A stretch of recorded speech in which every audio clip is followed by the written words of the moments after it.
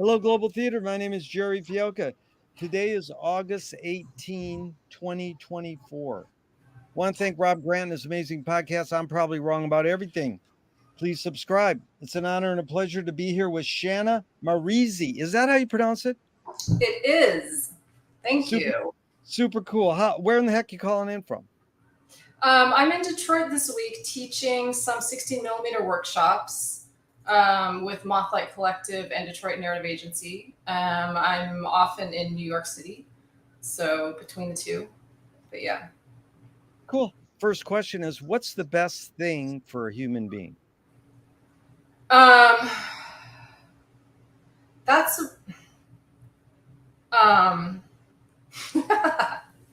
you're just gonna hit right into it. How about art? Art. I love that. Especially useless art. Useless art. Yes. Yes. Yes. I love it. My favorite artist in Venice, California, Duggo, he says, art isn't. I love useless art. No one says art. Of all the artists I interviewed, that was beautiful. What's your favorite form of information, how it comes into you? Um, I mean, I think kind of interestingly, even though I'm a visual artist for the most part, I think for me, as far as sensory information, I think sound Yeah. is actually, yeah, sound and like spatial relationships Yeah. and space. Yeah. Very good. We're going to get into a lot of that. So, why do you think humans collect or gather information? Um, I don't know. So we have a problem. We have like an obsession. We have it's like a virus or a disease or we can't help it. We Yeah. can't help it. We really can't. But you think it is more innate than invented? Well, I mean, you could get into innate or invented, but I mean, yeah, I think we literally can't help the kind of curiosity and the kind of like um, seeking inputs and seeking information about everything. Yeah. Yeah. Do thoughts create emotions? Yeah. Well, or do emotions create thoughts? Yeah. Yeah, it's probably cyclical, but fill in the blank. I don't know what I think until I.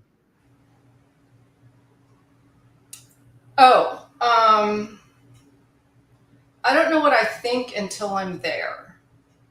Wow, you put in a space. No one does that. McLuhan says, I don't know what I think until I say it. Joan Didion says, I don't know what I think until I write it. So Mm, I don't know what I think until I'm there. Is that what you said? yeah. Wow, that's good. Can humans think without language? Mm. Well, that kind of gets into Burroughs and what is language. I don't. Yeah, well, I mean, if you're counting visual language or like, are you defining language as verbal language? Well, yeah, you put the questions in the context you want. Yeah, well, however you want to define it. Yeah, I mean, I because think we can definitely think without verbal language. Absolutely. yeah, yeah. Yeah. Well, Chomsky says language is not just words, it's a culture, a tradition, a unification of community, a whole history that creates what a community is. What do you do when language doesn't work? When language breaks down, what do you do? Um, what do I do, or what does one do? Well, again, you put all the questions in the context you want. It's really however you want to answer it. Um, I mean, create a new language. I Yeah, mean, there's many ways to communicate. So if one isn't working, you would just try another one. And if that yeah, doesn't work, I guess you just keep going until you have to make one up, I suppose. yeah. Yeah. Your observations of humans in general. Are we more thinking beings or more feeling beings? Definitely, we're more feeling beings. Yeah. We may think we're not, but we are. Yeah. Yeah, it's interesting. That's what most people say. And they go, I think we're more feeling beings. But it's hard to separate feeling and thought. But we think we can because we invented the words feeling and thinking. So, like Bridget Bardot says, when I make love, I don't think. I'm like, good luck. How do you turn your brain off? Like people who meditate, they go, okay, now think about not thinking. And so then there's a bumper sticker on my street on a car and it says, don't believe everything you think. And I'm like, well, you could say, don't believe everything you feel. Yeah, both. I think Yeah. both. Yeah. These two are from Alan Turing in the 50s. One, is thinking a function of the soul? No. Second, Turing, can machines think? Uh, okay. Yeah, machines can certainly think. I mean, if we define thinking as like computation and categorization and all of those things, yes. Yeah. Do you more pursue happiness or more pursue meaning? I probably more pursue meaning, but maybe I should spend more time more pursuing happiness. I don't know. Well, Viktor Frankl's Man's Search for Meaning, his book says happiness doesn't tend to last, meaning does last. Mm-hmm. Or Yeah. tends to last. Yeah. So Shanna, thanks. This is fun. You really get it. Okay, so does the brain more detect consciousness or create it? Like is consciousness there bubbling away and we're more so detecting it or more so creating it? Well, I don't think we know what consciousness is or where it's located, and I don't assume that it's located in the brain. I mean, that's been the assumption, but Yeah. I don't know that that's necessarily the case. Yeah. It's good. What's faster, speed of light or speed of thought? That depends. But speed of light's definitely faster. Yeah, much faster than us. Way faster. Audre Lorde, the poet, said, you can't dismantle the master's house using the master's tools. Mm-hmm. Yvonne Rainer responded and said, you can if you expose the tools. What new tool do you suggest? Wait, could you read the first one again? Yeah, Audre Lorde said, you can't dismantle the master's house using the master's tools. Mm-hmm. So what? And just to clarify, yeah, I open some of these questions with cute quotes. You don't have to apply them if you don't want to, and you don't even have to apply the word new. The basic question is, what tool do you gravitate towards? If you want to apply new, that's fine, and if you want to apply it to the two quotes, that's fine too. I mean, I think that's a really essential question, and one that often isn't asked, is that we absolutely need new tools because the ones we have are definitely not working. Yeah. That's good. See, you recognize the word. So I wouldn't say that I have an answer. Yeah. I wouldn't presume to have an answer. Yeah. But it's something that needs to be definitely worked on. Yeah. No, that's good. But in general, what's the tool you think you most gravitate towards? The tool, I guess. And it doesn't have to be physical. It doesn't have to be tangible. Like to kind of access the world, you mean, or to solve problems, or yeah, sure, that's good. I mean, maybe going back to the idea of feeling, it's like trying to find where the feeling is, because that's often where the motivation is coming from, even if people don't realize it. Yeah. You know. That's good. What do you worry about? Oh no, what new toy do you suggest? New toy for humanity? Yeah. I mean, it's funny because it's sort of like me and you versus the wording on the question. So, I've been asking what new tool do you suggest? And then one person said, well, how about a toy? And I'm like, that's good. So now I follow it up and I ask people what new tool, and then I say, what new toy? So again, it's like however you want to put it into context. What new toy? Well, yeah, I mean, I like that framing of it, like as in framing it within play or something. Yeah, exactly. Um, I don't know, something that involves water. I don't know. That's good because you started off just with this idea of play is so important, but the sensory info on sound, because in music you play music. That's why all art aspires to the condition of music. You play it. Most everything else you work it. Oh, I got to go to work. Yeah, I got to make my work. I got to make it. Yeah. But Yeah. it's so cool that music, like I play music. So that's. I know. They get to just play music. We got to work. What do you worry about when you go to bed at night? Oh, everything. um,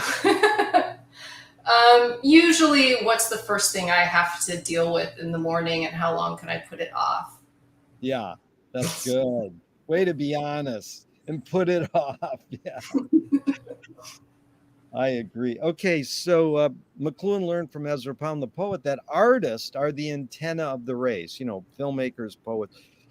They're broadcasting and detecting the hidden psychic effects of our inventions. So we might be able to learn how to cope with what we don't like about our inventions. So I asked you the question Marshall probed his whole career. Why do we ignore the hidden psychic effects of our inventions, even though the artists are broadcasting them to us? Good question.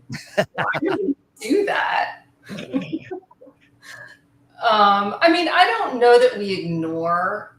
I mean, I think it registers. Yeah. But it's more a matter of like, do you want to incorporate that and actually kind of face it and take it seriously? It's not something that's usually taken seriously. Yeah. It's like, oh, I'm having this weird thought or feeling or something. And I'm like, oh, it'll go away. I'll go, have some more coffee or something. Yeah. People don't take it into account as much. I like that because sometimes people will say to me, I was just kidding. And I go, there's no such thing as kidding. Now, of course there is, but it's sort of like that. They don't really want to take it seriously because they know they probably could or should, but they go, okay, I won't take it. Yeah. So it's like Andy Kaufman, it's like, is he kidding? Yeah, it's a good example. Good example of your great line, useless art. And what do you do? I'm going to take everybody for cookies and milk now. Okay, wow, how cool is that? Do artists have moral obligation?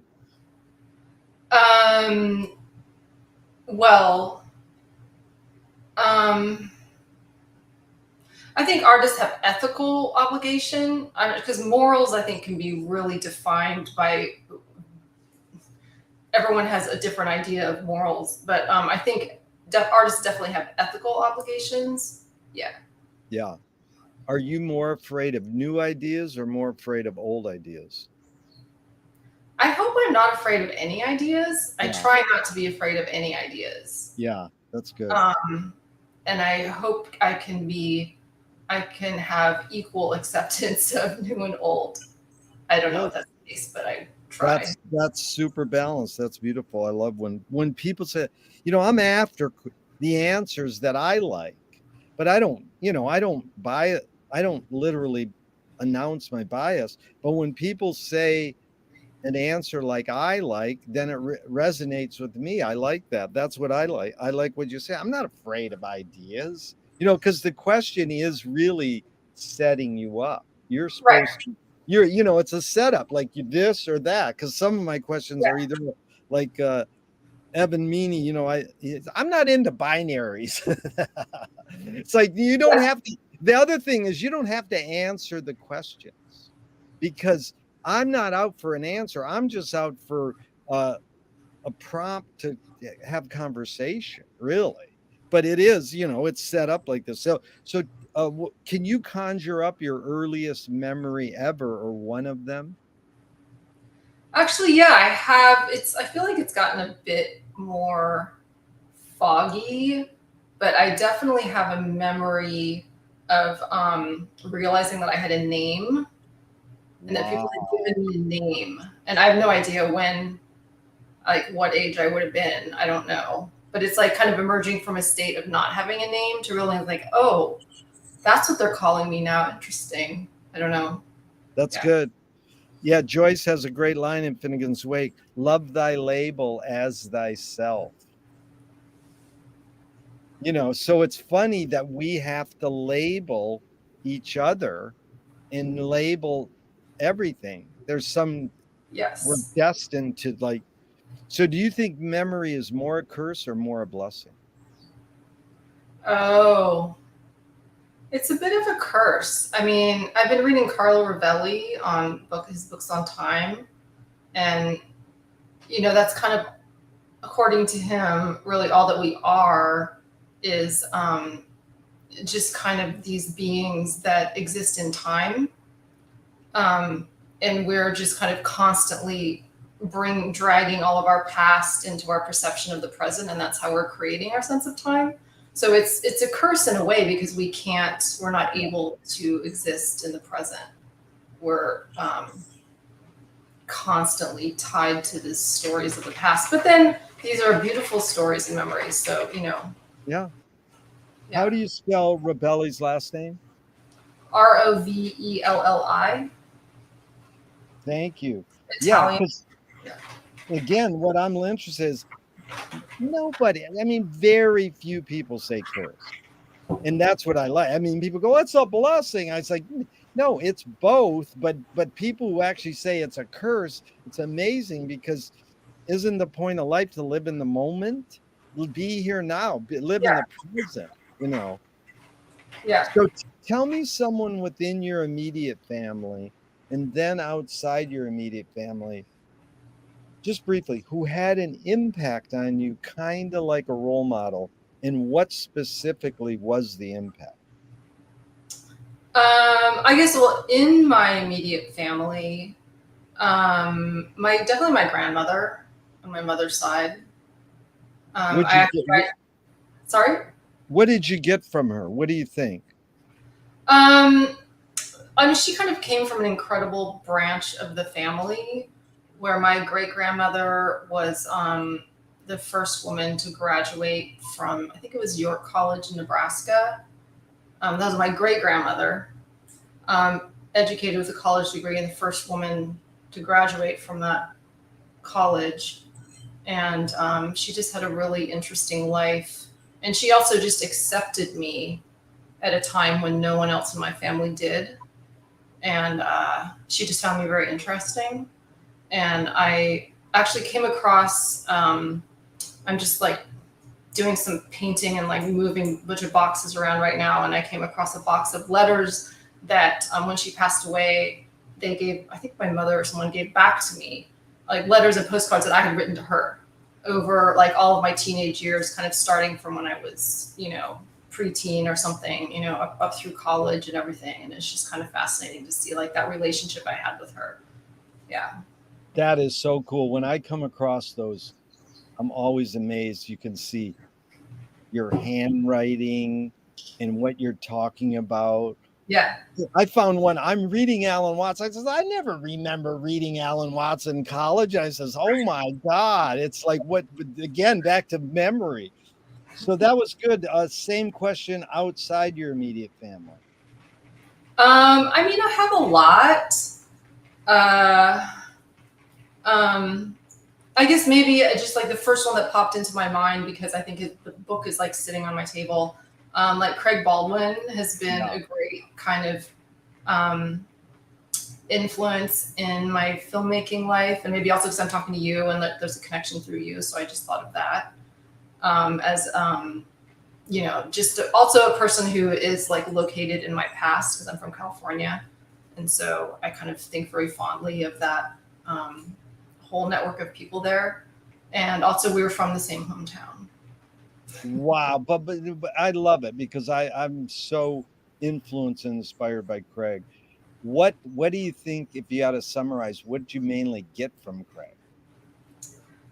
Um, I don't know. He kind of like lights a little fire into your brain sometimes, and you're just like, wait, what? And it's all moving through very fast. And yeah, I mean, there's really so many people. Like I was not like I would put him up on some pedestal or Yeah, something. There's many people that yeah, I would consider kind of important mentors in my life. Like my high school guidance counselor, yeah. who would pull me out of class for no reason, just to see how I was doing. Um, things like that. So, did your parents raise you a particular religion? No religion whatsoever. I didn't understand what religion was at all. And I actually went to church with a friend of mine because I was just very curious, like, what is all this? And I found it terrifying and horrifying. It was horrible. I was terrified. I didn't know what I was supposed to do. I'm like, we're supposed to stand up, sit down, we're supposed to walk up there and eat something, and I don't know what they're saying, and I don't understand any of it, and I don't get it. Yeah. Do you pray?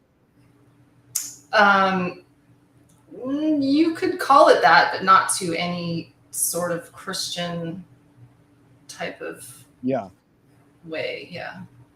If God does exist, what would you like God to say to you after you die?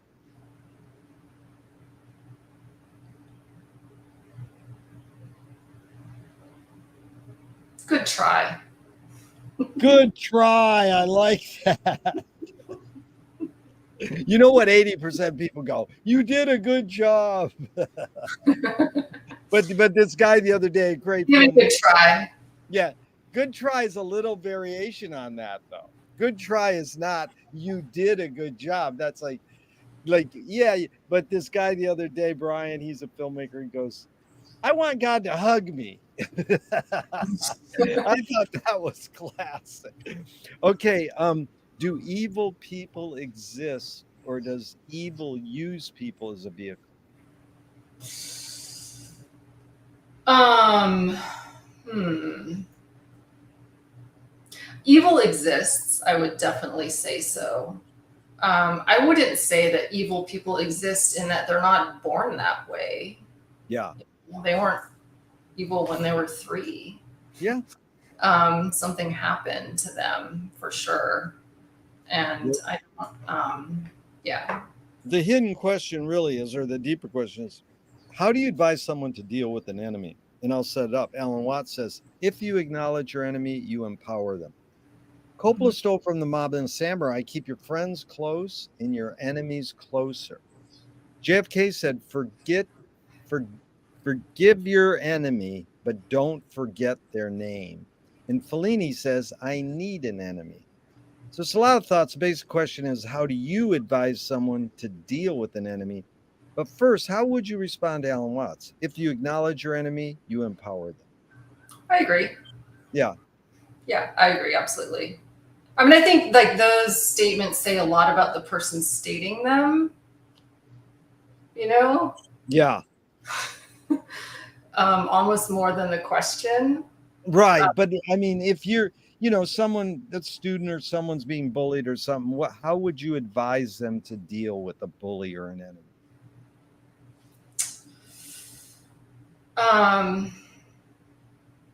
I mean, they definitely need to be dealt with directly. Yeah. I think, I mean, I don't know that definitely not ignoring them, because in a bullying situation, I think that can just empower them. They're just going to continue and get worse. So, yeah, I mean, I think that question is really, it's like Fellini says he needs an enemy, I think that seems to more refer to his career, or I think it just is referring to like different contexts, Yeah. It's Um, good. It's good. People, I rattle off all these quotes and they rarely hear them. They just hear the question. So I appreciate you listening closely because Nassim Taleb said something. Games were created to give non heroes the illusion of winning.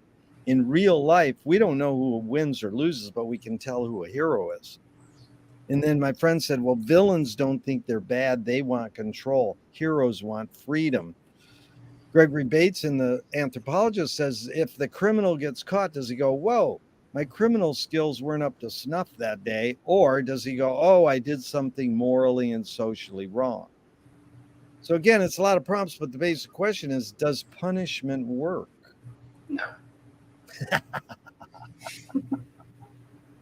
I got caught because my criminal skills weren't up to snuff that day. Yeah, that's it. So what do we do? Any proposal? I mean, reformed? What do we do?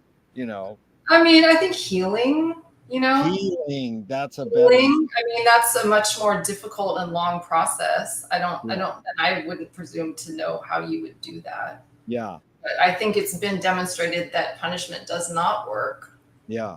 Um, yeah. So that kind of loops back to our earlier answer, I think, or earlier question. Yep. James Joyce was the first projectionist in Dublin 100 years ago. He basically checked out. He said, this is stupid. Why should I go inside a building and see a movie of a tree when I can go outside and see a real tree? Years later, Faulkner said, sometimes the best fiction is more true than journalism. Why do we have to recreate things in order to get them? Why do we have to go to a theatrical play of people acting out life? Why don't we just live life? Well, we do live life, but it doesn't make it doesn't, the stories aren't as pretty. Or I don't know. I don't know if that's the right word. The stories aren't as neat, I Neat. guess. Yeah, neat is good. Yeah. And we need those stories. That's absolutely essential to like our existence. Like we need stories. Like we need stories to understand who we are. So we can't just get that from living our life. Like we need the stories of other things and other lives and other people to create who we are in relation. Yeah, I think that's what when you said the word healing, I mean that's does prove to be effective when you go into a jail and you teach these guys Shakespeare plays or art, and that will heal them faster than torturing them. Yeah, I mean, torture will create a real monster. Yeah. Or it can, or it can just completely destroy. But your word before neat was great because I'm curious your reaction to Mike Kelly's quote. Art is making your problems other people's problems. Art is making your problems other people's problems. Yeah. What do you think of that? I like that. I mean, I love Mike Kelly. So, and I think it's interesting that I guess I'm kind of really relating this to the people and their work. And I think that really makes sense for him. Yeah. Absolutely in his work. And I really like that. Well, because it's not like there's his problems and everyone else's problems. We all have the same problems. Yeah. I mean, that's why art works, is because we all have the same problems. So one person dealing with their problems is going to address everyone else's. But it also could be the flip. Art is making your joy other people's joy, Yeah. But that sounds so like Hallmarky Cardi. But this is a poet, Fanny Howe, and I'm always trying to figure out what she's talking about. But I'm just curious your reaction. The point of art is to show people that life is worth living by showing that it isn't. Mm-hmm. I totally agree with that. Yeah. I mean, because I don't think you have maybe you just don't have as strong a sense that life is worth living until you've had a feeling that, life could be taken away or life could turn very dark or, Yeah. It can change that real fast. So. Well, tell us your sort of briefly your through lines, especially your tipping points. Where did you go? Like, what'd you study in high school and college? And go, oh, that's my calling. Did you go, oh, I see film, I want to be a filmmaker, I want to be an educator? I mean, that's basically your two callings. Wouldn't you say film and educator, filmmaker and educator? Yeah, I think film and art, and I mean, I also am a visual artist, and I made sculpture, photography, drawing for a long time. I mean, I actually studied. My dad taught me photography when I was about 14. Wow, that's outside of school. You're not taking it. Yeah. I mean, I might have even been younger than that. And then I studied photography in high school.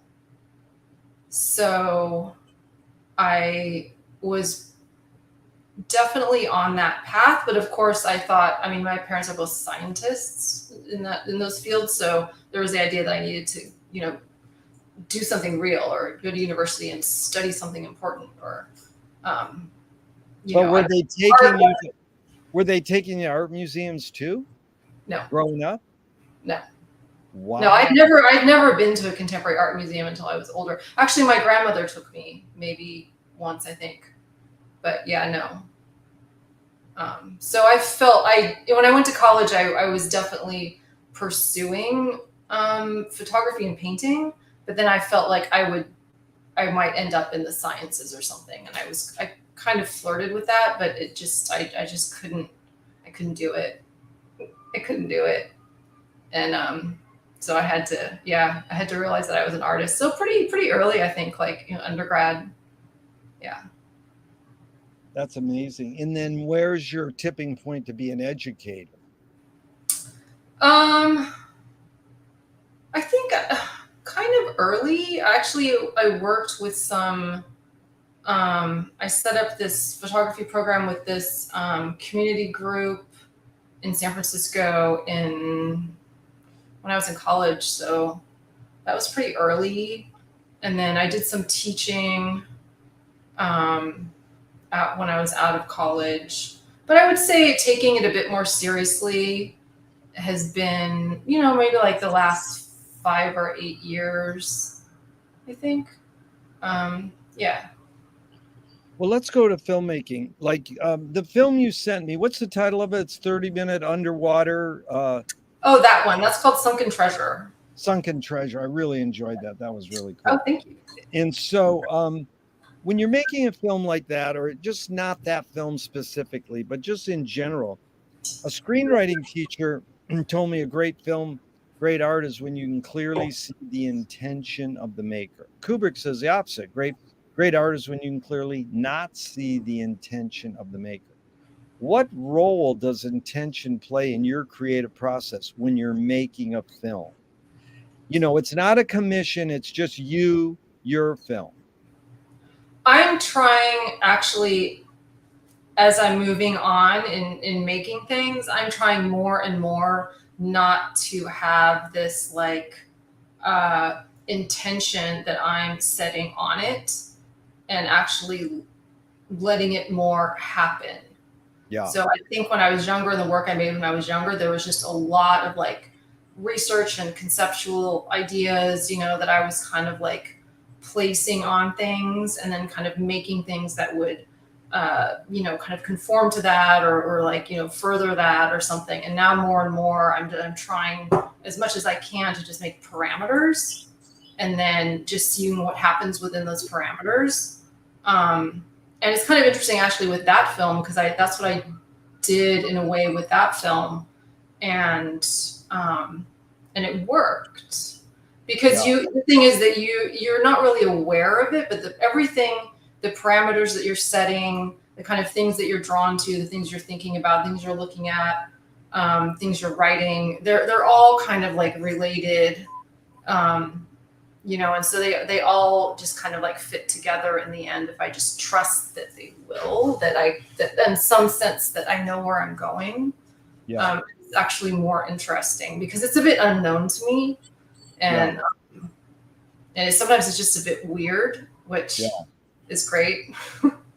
Yeah. That unknowing is so important. That's really Yeah. that takes a lot of skill to trust where I'm going, because we're going to talk about that in a second, but just squeeze this one Yeah. in. Duchamp said there's no art without an audience. How much are you thinking of your viewer when you're making your film?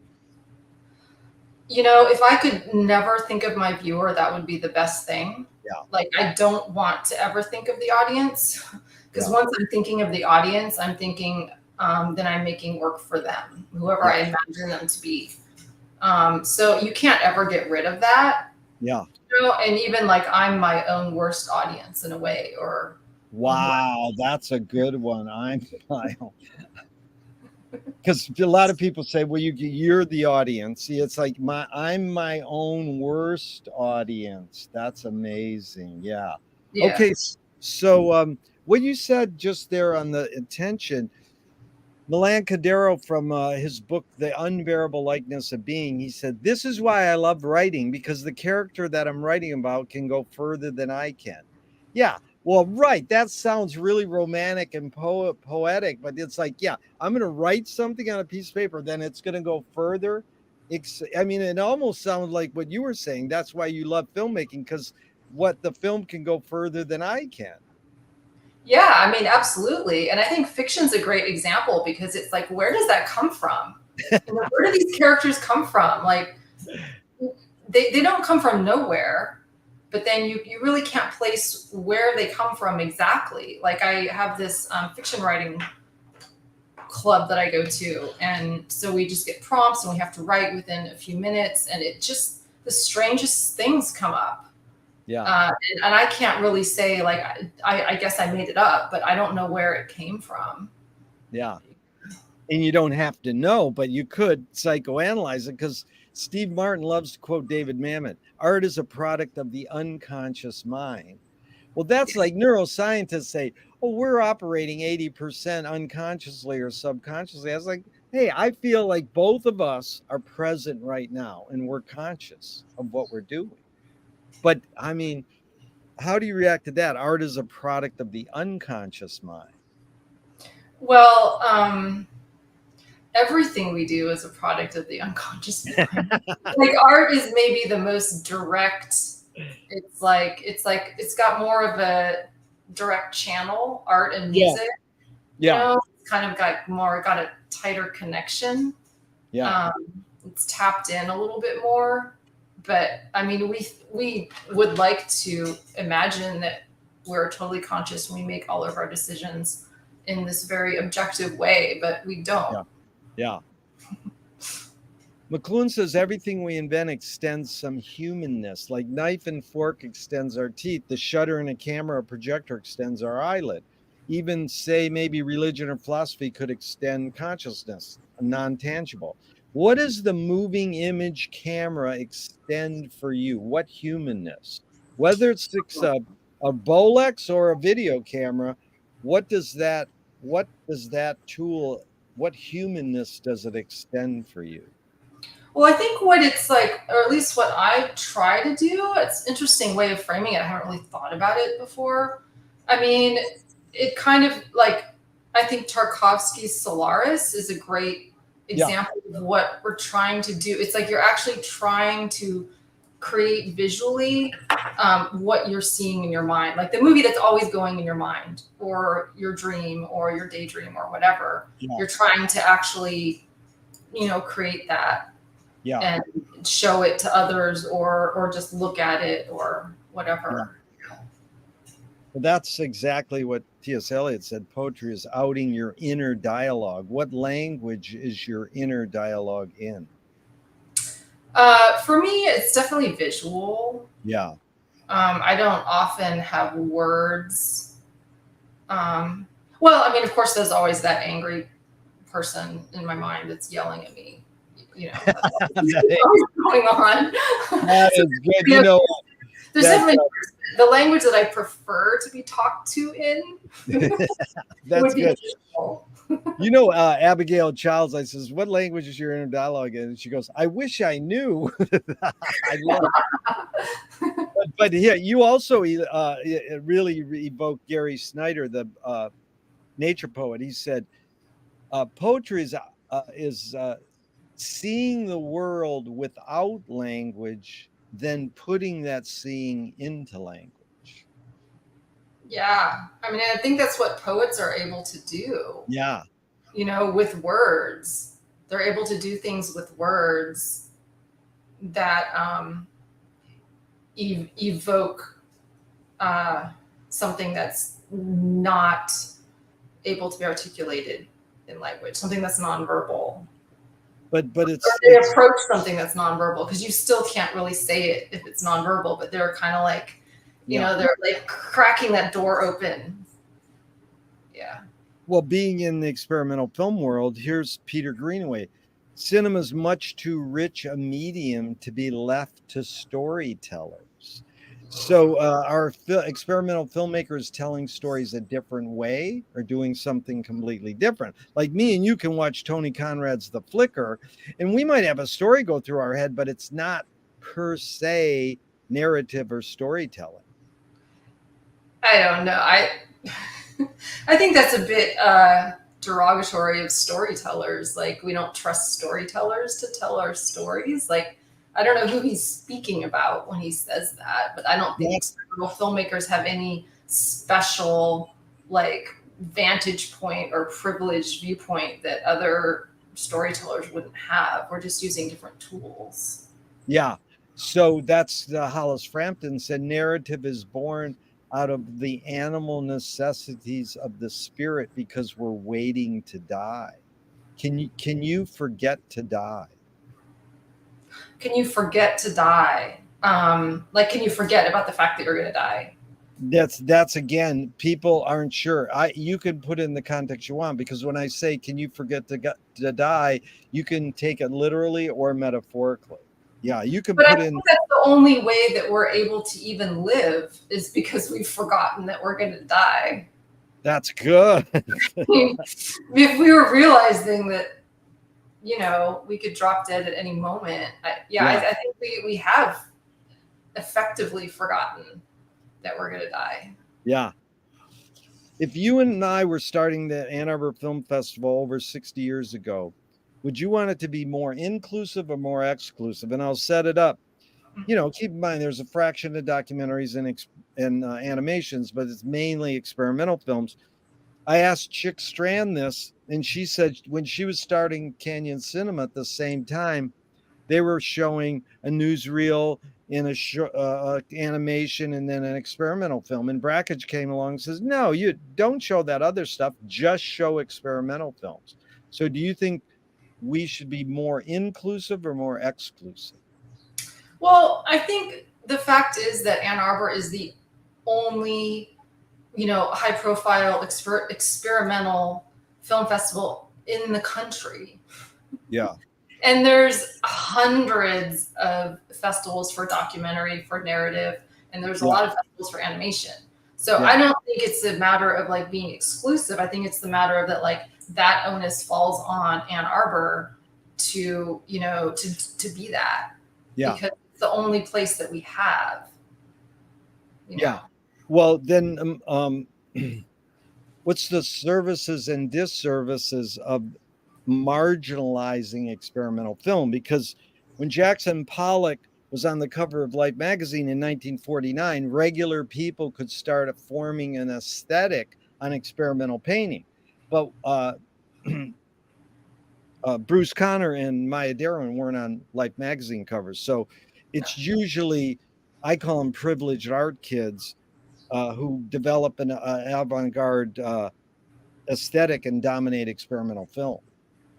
Absolutely. I mean, I think there's kind of a couple points with that. I mean, one is that in Europe, I don't think there's really so much I don't know there's so much of a genre of experimental film because all film is just film. Yeah, Like you make a weird experimental film, that's just a film to them. yeah, Like I think we Americans, like, or, we've created this as yeah, this kind of like little closet of other film that's weird. yeah, And then we've decided that's a genre. And I mean, I think it's very silly, yeah, but that's what we have, yeah, and yeah, and the canon, such as there is of experimental film, is very, yeah, it's really privileged art kids. I mean, I think in the past, I don't know if artists were as privileged. I mean, now I think they certainly are. Um, Yeah, I mean, like I'm just teaching this weekend this workshop with Detroit Narrative Agency, and we have, all participants are people of color, and that's the focus of DNA and the community that they have. And so we're, just screening work for them and just trying to find work to screen that's in the canon that's not made by straight white men. Hello. it, it was a challenge, and that's fucked up.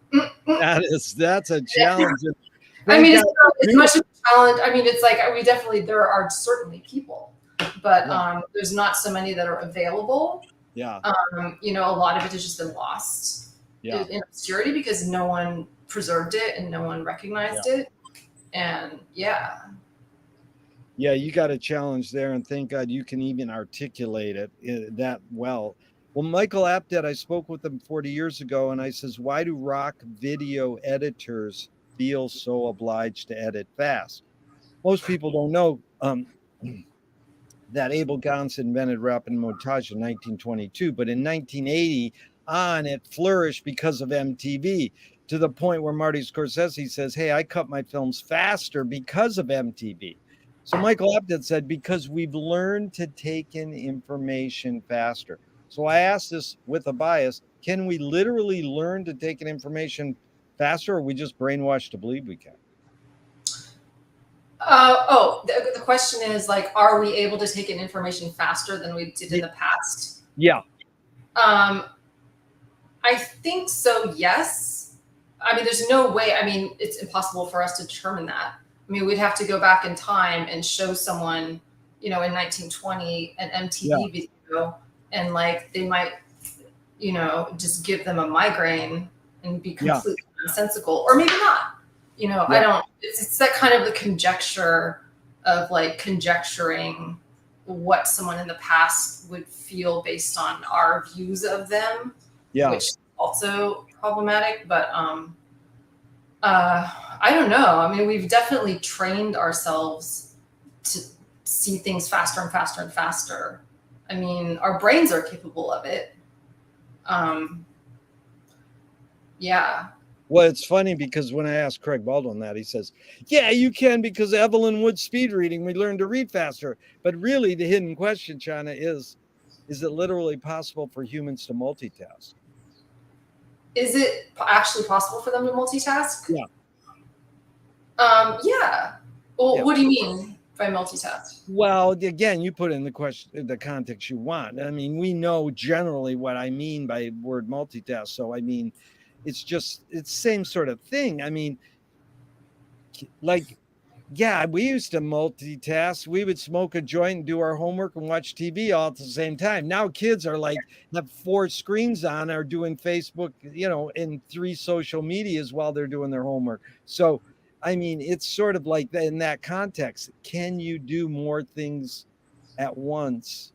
I think you definitely can, but it's actually at the detriment of other abilities that we have. Like the more that we do that, then we're kind of like eroding our ability to just be quiet or to focus on one thing. Like, we're kind of just retraining our brains to do this multi thing, and we're losing at the same time, kind of being less able to do others. Yeah, I thought it was really interesting that your parents were scientists and you became an artist. What's the difference between art and science? Nothing. I mean, I love that, because Jean, I'm really exploring this deeper. Jean Cocteau said, art is science made clear. I like that a lot. That is I like that a lot. My scientist friends would not like that at all, but I like that a lot.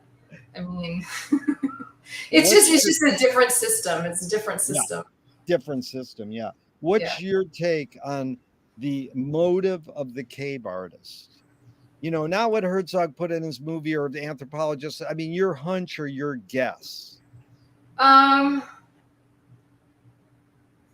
I mean, how on earth would we know? I mean, I think it's the same motive that anyone has to make something.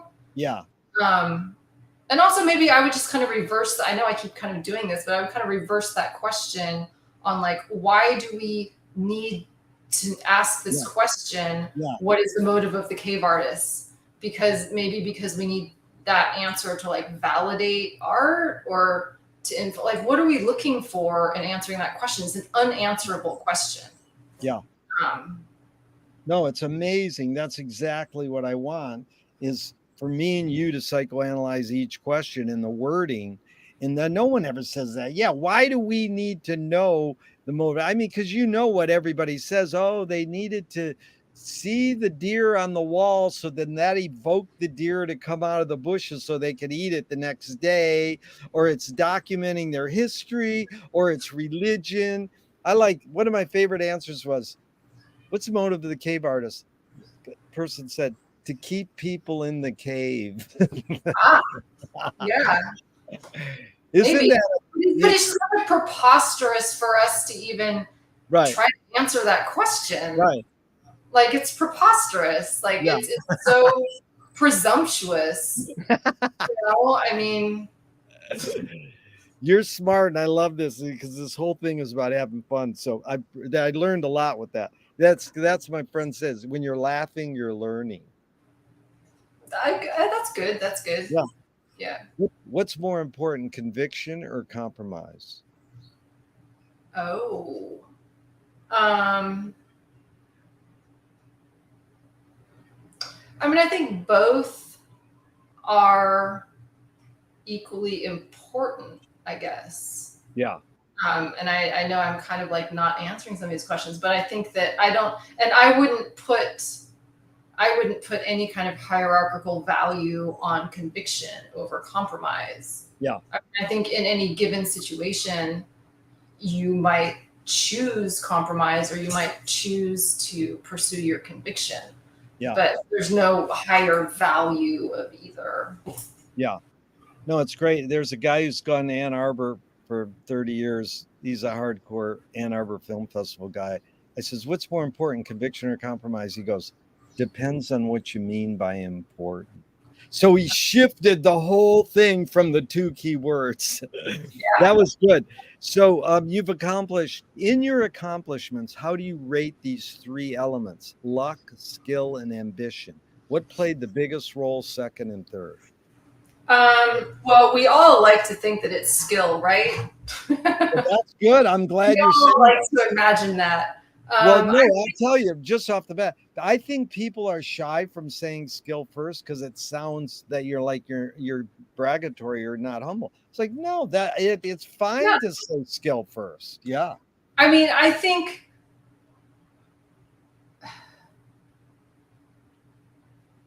skill, luck, or ambition. Yeah. I think I mean, I haven't had any great success. So I think I would say in what I have achieved, I think that skill has definitely played a huge part. Yeah.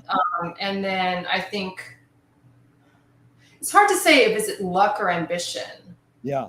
I think it's more luck, because then we all have ambition, and we're all kind of, it's like we're all sending our films to the same festivals. Like, we all have this ambition, and that's definitely luck at that point. Or, maybe. The golfer, Gary Player, says the more you practice, the luckier you get. And the question used to be, is ambition based more on fear or joy? And everybody would say fear. So then I read Friedkin, the director. He says, in Hollywood, skill and luck have nothing to do with it. It's all ambition. Yeah, I could see that being true. Yeah. I mean, I don't operate in the world of Hollywood, but I think that you have to have just insane ambition, and you have to just not back down from it if you want to do anything in Hollywood ever. And you have to have the other things too. Yeah. Sometimes. Here's sort of the flip. George Manupelli's mantra is ignore yourself. Jonas Mika says there is no self-expression. And Cecil Taylor, great jazz pianist, says, I'm just a vehicle and this stuff comes through me. Is art making more self-expression, or more you're a vehicle for whatever technologies, cultures, and environments are dominant? I think we're all a vehicle Yeah. 100%. Because then it gets back to like, well, what is the self? Yeah. As everything is just kind of passing through.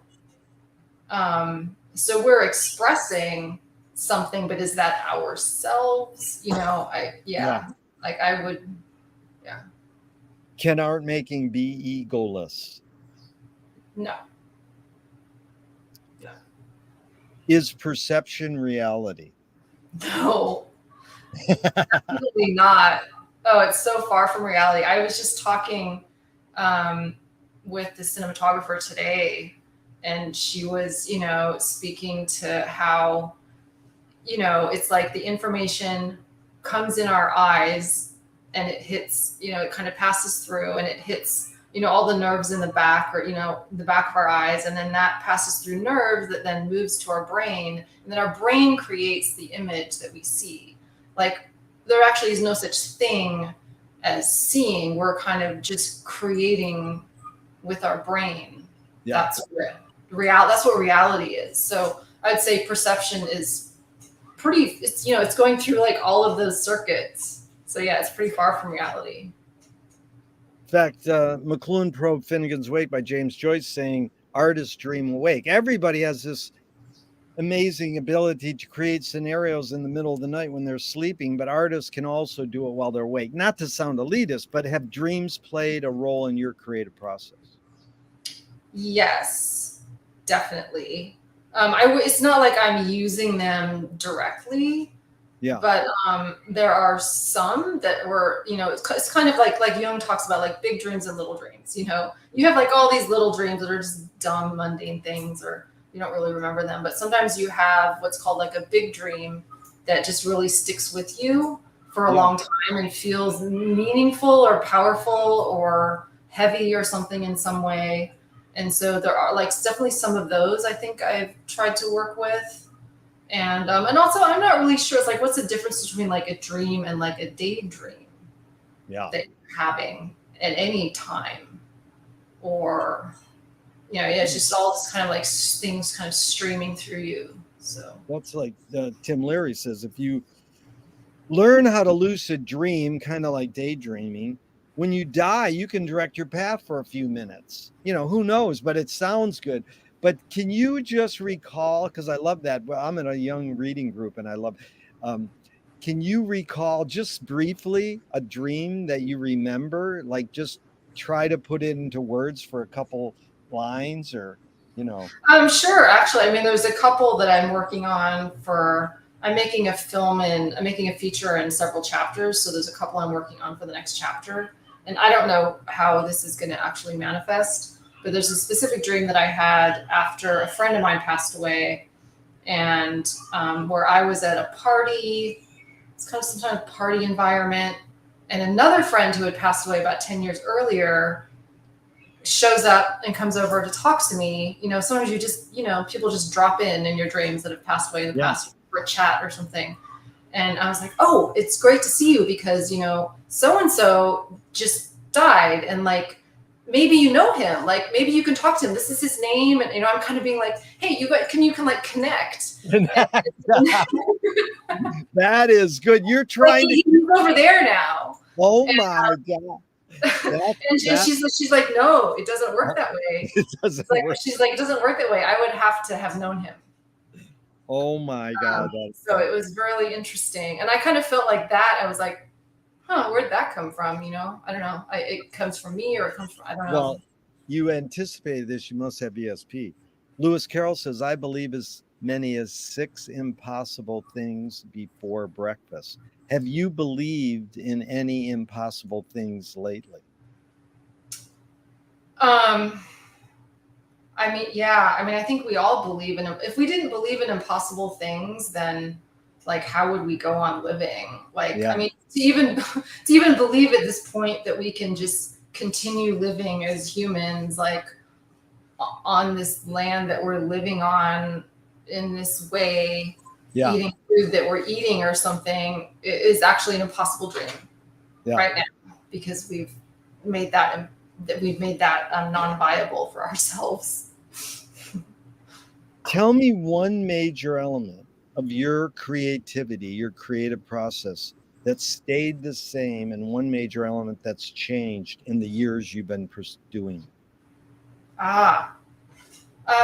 Well, one major element that stayed the same is that I use cameras, Yeah, I think, because I started out very young using still cameras, yeah, uh, film cameras, and actually film. I've yeah, always used film. yeah, Actually, except the film that you saw, Sunken Treasure, that was shot digital. yeah, Um, because I just didn't have the means or and I couldn't stick a film camera underwater in a cave, really. yeah. So, But the footage you got from Craig of Cousteau is so 16 millimeter oh ish. yeah, that was 16. Yeah, yeah, he Yeah, lent me. that is. Yeah, And then what's changed, I think, is going back to what I was saying about having intention and then letting go of intention. yeah, Is that I previously was very married to kind of like theory and conceptual ideas, and not that I'm not, yeah, but I still am doing that reading and that thinking, but I'm not like trying to direct it into anything.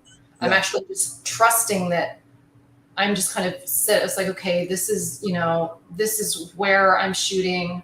This is, the materials I have or whatever, and this is the amount of time I have, and then just kind of just letting things happen. Yeah, so that kind of trusting of the lack of intention, or the trusting that something will come from it without you being, directing it too much. yeah. Um, But yeah, that ability to you, especially the way you articulate trust, did you get that from the way your parents raised you or on your own? well, I don't know. Maybe some I did. I don't know. Hard to say. Like it's like you're too close to that family unit to really be able to say. Like maybe I don't know. Someone else could determine that for me. But well, I remember there was a point where I saw. I think that film Last Days, was that Gus Van Sant? Yeah, Yeah, that film where there's almost no dialogue yeah, in the entire film. I remember that made a huge impression on me, because it's just like you have to have so much confidence in what you're doing. And yeah, also you have to really trust what you're doing. And you yeah, have to have so much confidence in it, because everyone is going to question you. I mean, I guess you're Gus Van Sant, so at that point you have a certain amount of clout. yeah. But you have to be able to stick to it and be like, no one's going to fucking talk. And this is what's going Amazing. to happen. And everyone's going to tell you that's the worst idea they've ever heard, and they'll never sell this movie. And I mean, he's also a white man, so it may be easier for him to convince people that that's a good idea.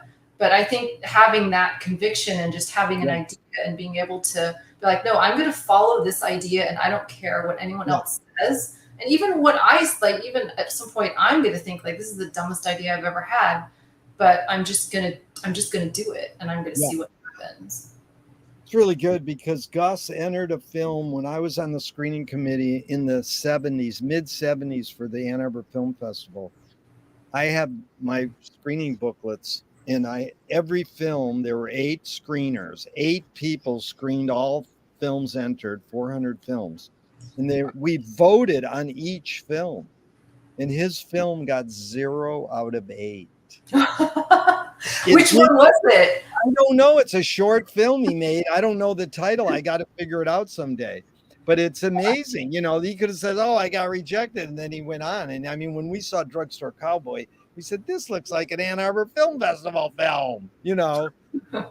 So Moshe Feldenkrais works with healing and movement. He says it's literally possible to identify a weakness and incorporate it to become a strength rather than overcome a weakness. That's what we're taught. Tell me a weakness you turned into a strength. Well, I think that just made me think of, I don't know who it was who said, I think it was a painter who said, style is just a display of your limitations. Yeah, Basically, it's like you're good at certain things and you're not good at other things, and so your yeah, style evolves from that. yeah, You know, and so it's not like you choose it. right. It kind of it just comes from what you're able to do and what you're not able to do. But And again, I think it's your ability to trust there, because that's what Jean Cocteau said. Whenever you create your first piece of art and your family and your teacher and everybody goes, "Well, it was good, but you should have done this," they give you criticisms. Take those criticisms and exploit them for the rest of your career. That's what made you unique. You drew outside the line. Okay, well, that's what I'm going to do the rest of my life. yeah, I mean, if you can have the confidence to do that, and I think that that's really difficult. I mean, Yeah, I know that I spent a lot of time when I was younger, and I probably even do now. I try not to, but it's when you have criticism and you take a harder look at something. At least I have now. I have enough confidence. Like if someone criticizes, a cut or something in the film or something happening in the film, I know why I did it, and yeah, and I know that okay, no, that's there for a reason. If you're yeah, not seeing the reason, that's fine, but it's there for a reason.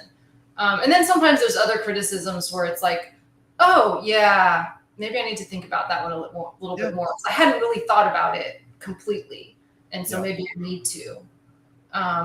So yeah, I don't know if that answers your question. Where are No, we it at? does. It's how do you process criticism, and you flipped.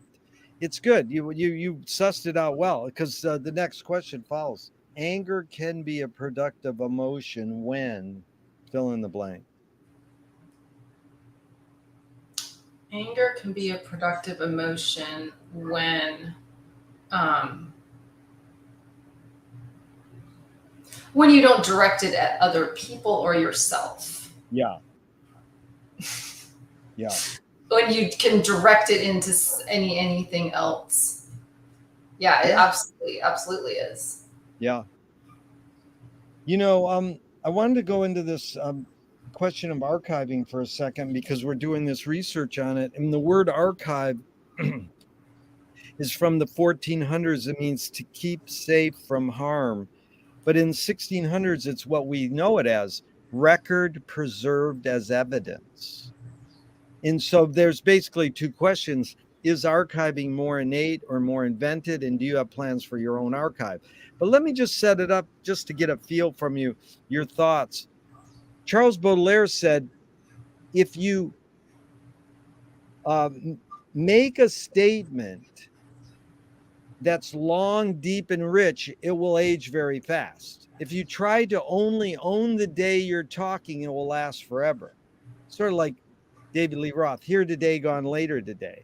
So, the Egyptians would keep stuff in their coffin with them, you know, and I love the Eastern philosophy.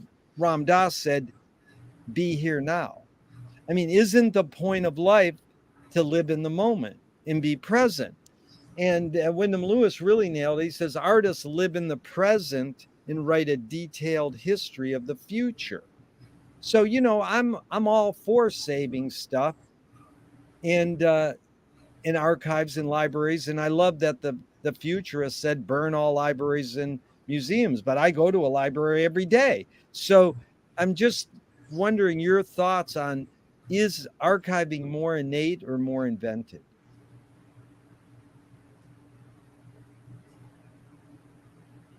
I think for humans, maybe it's more innate. I think it's part of that, like, why do we seek information?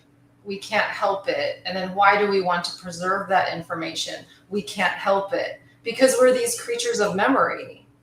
Like we're these creatures that just like live in memory, in our memory of our life and of our experiences. And so we want that's what photography is. That's why we want to record everything, you know?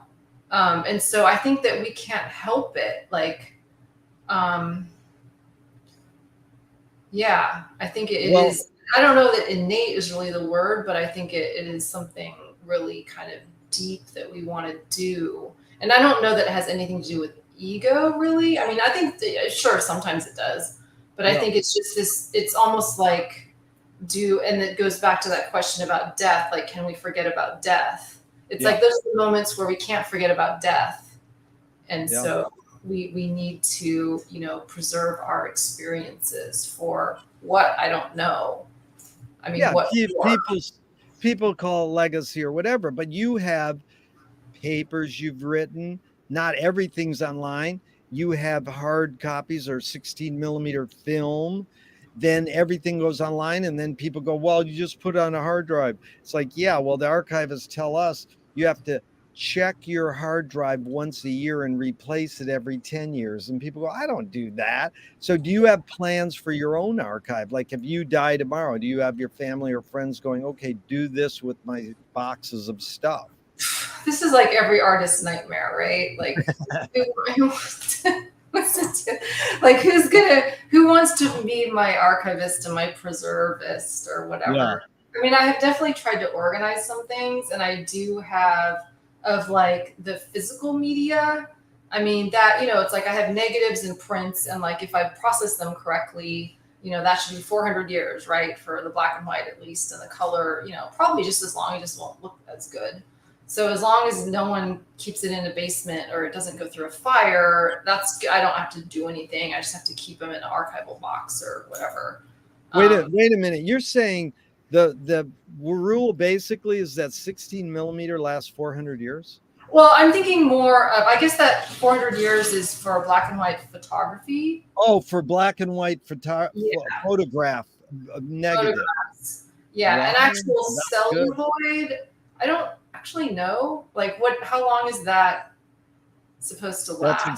That's a good question, but they, you know, it is like when I'm in the audio cassette world because of Pixel Vision, and I have my first audio cassette that I ever made. It's over 50 years, and I think it still works, but it's in an archive. I'm lucky I Yeah. got it in an archive, so it's you know, climate controlled, and it's a cement building and all that, and you think, oh yeah, but it is. I never knew that about. But I wanted to ask you, did you see the a movie Beyond the Bolex? No. Oh, you got to see it. Look it up. There's two movies I always recommend. Beyond the Bolex, this woman goes to her film teacher and goes, my grandfather invented the Bolex. I was thinking of making a doc on him. Oh, wow. Yeah, you got to see it. I mean, it's not that it's the greatest movie, but it's just so unique for what we, you know. And then the other one is, you ever see the Alice Guy Blanchet documentary? What You is know, this?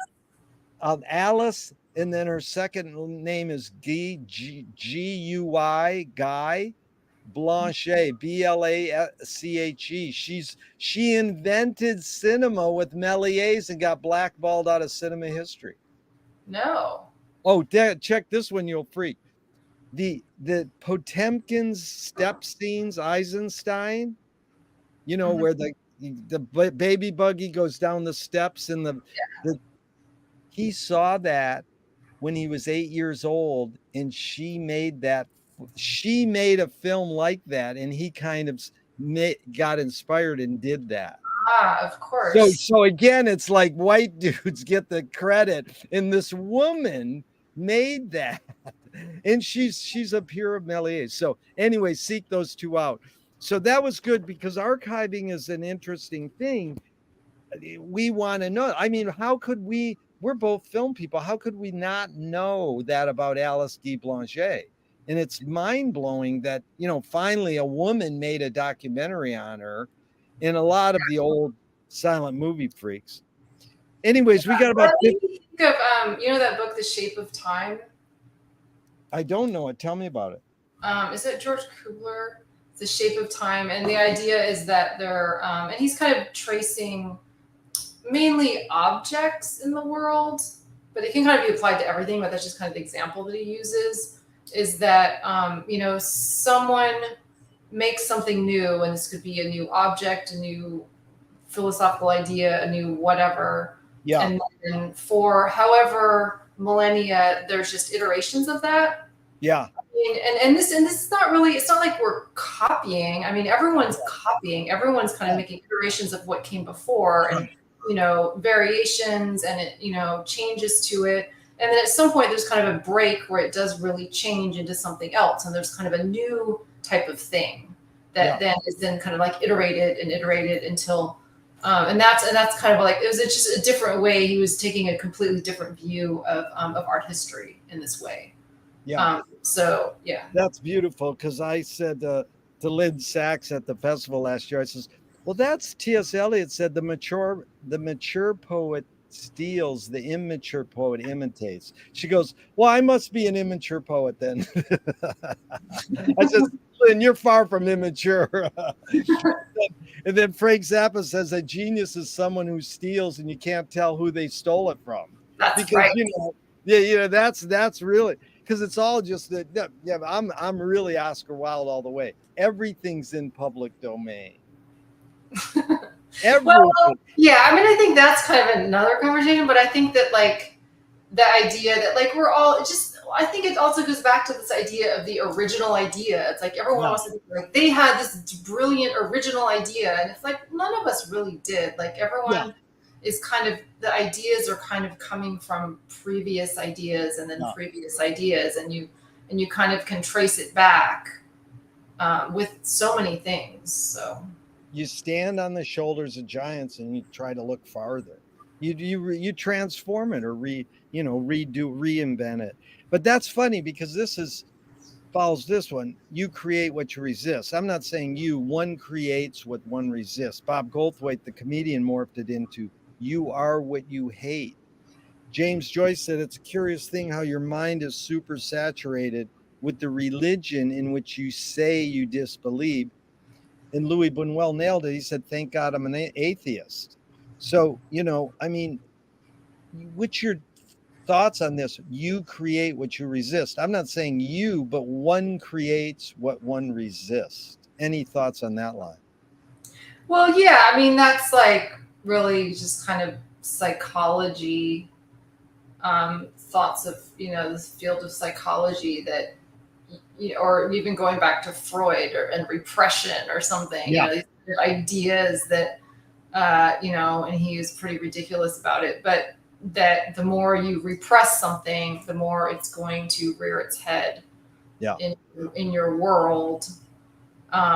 Which, I think there's some truth in that. I mean, I have, I don't have much agreement with Freud, but it's like, I don't know that you create what you resist, but it's like you're gonna kind of make yourself a victim of what you resist in a way. Yeah. Yeah. How do you find peace of mind? As often as I can. How? By going outside. Yeah, I get that often. These are 5 quick Alan Watts questions just off the top of your head in a couple words. 1, who started it all? It all. Yeah. Again, you put in the context you want. There's a lot of it's in these questions. Who started it all?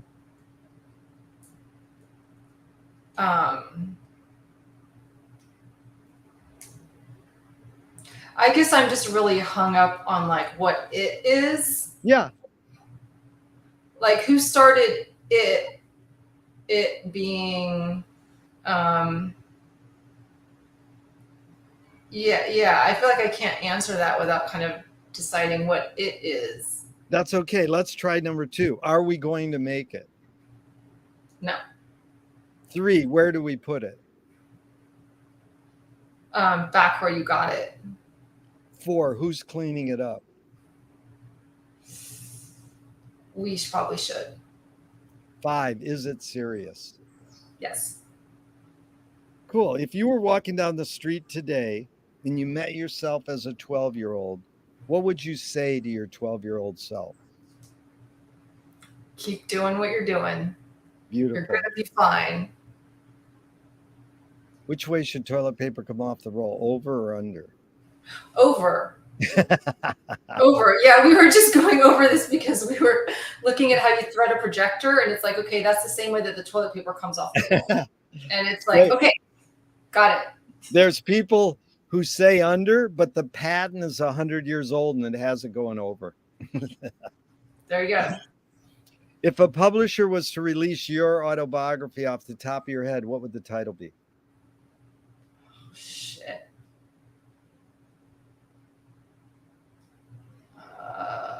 Untitled. I They don't know, honestly. they, they I want think to just let someone else title that one. cool. They want to scent the glue in the binding of your autobiography. What smell? They want to. Sorry, what? They want to scent the glue in the Scent. binding. Yeah,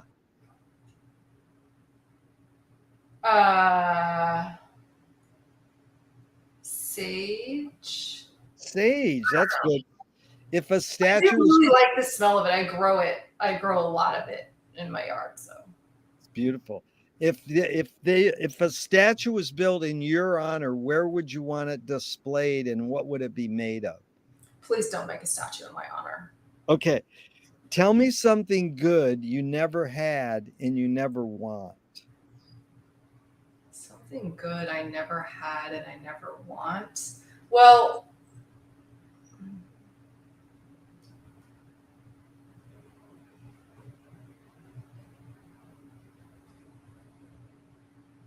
I guess a lot of money. Although I don't know that I would put that in the category of something good.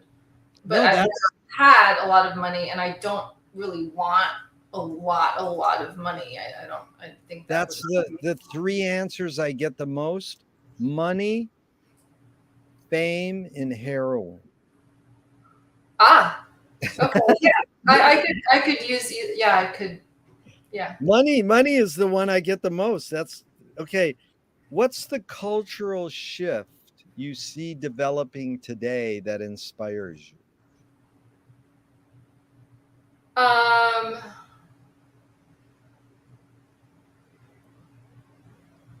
I feel like there's this kind of look back at science fiction, in particular at Octavia Butler, Yes, I love that that. I find wonderful, Yeah. and that gives me so much kind of hope and optimism and yeah. That's funny because there's this book I want someone to read deeply. I can't read very good. Is More Than Human by Theodore Sturgeon, and it was Frank Zappa and Phil Lesh of the Dead's favorite book. And I mean, it's like it's all what we're talking about nowadays: AI, more than human. You know, I just learned this week the word transhuman was kind of invented by James Joyce. It's like what? That's Really? freaky. And Okay. how did he use it? Like what did it mean for him? Because Yeah, I have to look it up because I mean I've studied the wake for 30 years and I just found that out. So you're always learning something new. I mean, basically what Joyce did with Finnegan's Wake is amazing because he kind of invented the internet and disguised it as a book. But you can't read it by yourself. You I've have never read it, but now that makes me want to read it. right. No, but you have to read it out loud with a group of people. You're not going to get it. I mean, you can literally read it by yourself, but you have to read it out loud. It's like a choir, it's like a chorus, because it's sort of like we do when we're watching experimental films in Ann Arbor. We're more conscious of the viewing experience than the normal person because we're all like filmmakers and we're like, oh, the process is more important. It's sort of like the form and content thing, you know. Well, Yeah. Oh, there's I this don't know. I don't know that we're more aware of it. I feel like we just have more kind of insight, and we also trust what we see to be exactly what yeah, it is. And I yeah, think a lot of people who haven't been through any arts education or aren't familiar with things, talking about things that are made yeah, as art, just don't really trust that they see something and they yeah, have impressions of it, but they don't really trust that their impressions are correct because they're like, well, no, I must be wrong, I'm not correct because I didn't wasn't educated in this, but they're the same impressions, yeah, you know. exactly. It's like one of my favorite things. It's in my book, Jay Rosenblatt. He made a lot of great short films in Ann Arbor over the years. And I says, did Chris Marker or Sans Soleil have an influence on you? Because he says, what had an influence is how I imagined he made it. He didn't say, I've read all the books and interviews with Chris, and here's how he made it, and he talked about it, blah, blah, blah. It's how he imagined he made it. Mm. So it's sort of like your thing about cave artists. Well, why ask what was their motives? Why would we want to know or pursue what was Yeah. their? I think it's like more about us and like what we think art is, and we want Yeah, this kind of like simple. It's like, oh, they need to, or is this kind of this anthropological ideas of like projecting our own uh, contemporary, society onto something yeah, completely unknown that I just think is kind of preposterous. yeah. It's Yeah. really good. McLuhan summed it up. He said the Balinese have no word for art. They do everything as well as they can. It's like, oh, I'm going to go do art. No, they're just doing things. They're Yeah. not saying I'm going to do art. Okay, a couple more and we're out of here. Thank you for your time. It's really been fun and I've really learned a lot. What's a question that remains unresolved for you? I feel like they're all unresolved. That's I, good. I, I really do.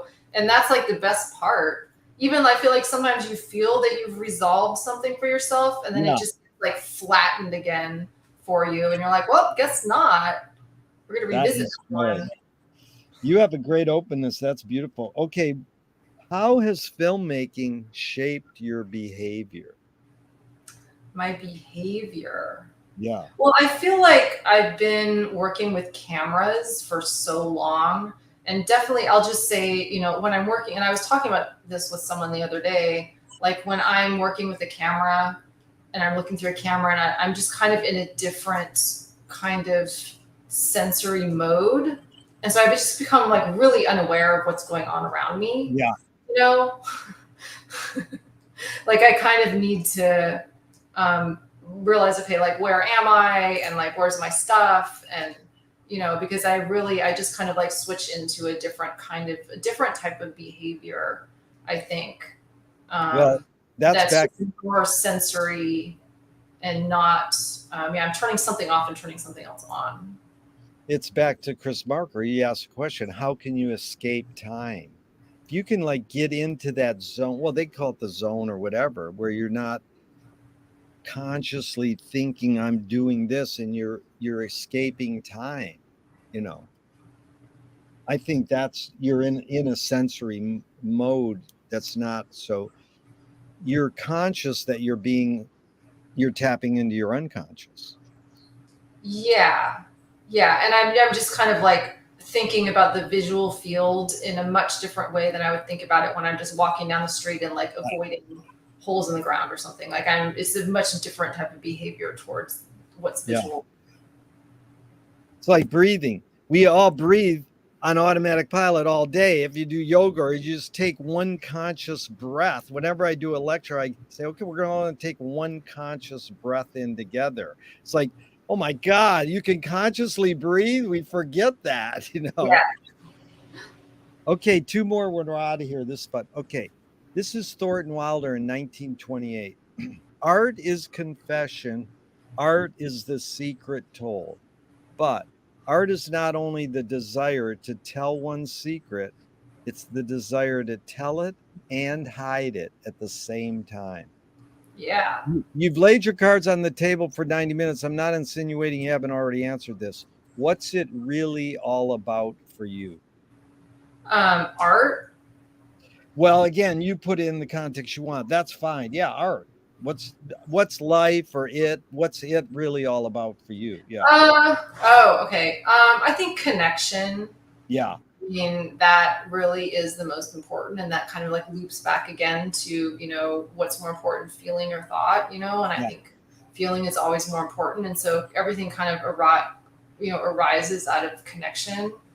Um, and I think making things and connection, Yeah. and if those can come be like that's why collaboration can be really amazing. I mean, it's difficult, Yeah. and I haven't done as much of it as I would like to do more. I think it can be very incredible. Yeah. Love all those words. Connection, man. That filmmaker, that was his main thing. Connection, and finding commonality and community. All those C words, collaboration. But again, I loved you saying making things. Making is so important. What gives you the most optimism? I think the same things that give me the most pessimism, which is just people. Really? Wow. You know, they can, in the same way that they, can make me very nihilistic. It's like you can come across, some things that are just very inspiring. It's really amazing because that's the main thing I learned from Frank Zappa is to embrace contradiction. That you're a comprehensivist. You're seeing both ends of the spectrum, optimism and pessimism. Nobody brings in the word pessimism when I ask them what gives them the most optimism. Because most people say, what gives you the most optimism? Youth, or whatever. But Wilhelm Reich, and the first question I asked is, what's the best thing for a human being? Wilhelm Reich said, other people. Yeah, And the last I question, love that you're bringing up Wilhelm Reich. yeah. And the last question is what they asked Groucho Marx at the end of his life. What gives you the most optimism? And he said, other people. Okay. Yeah. So it's sure been fun spending this time with another person, Yes, especially if it was you. Thank you so much, it Shanna. really has. Thank you so much, Jerry. Yeah. Even though I'm going to hit the end broadcast button, I hope this never ends and we can keep talking forever and ever. Okay. All right. All right. Bye.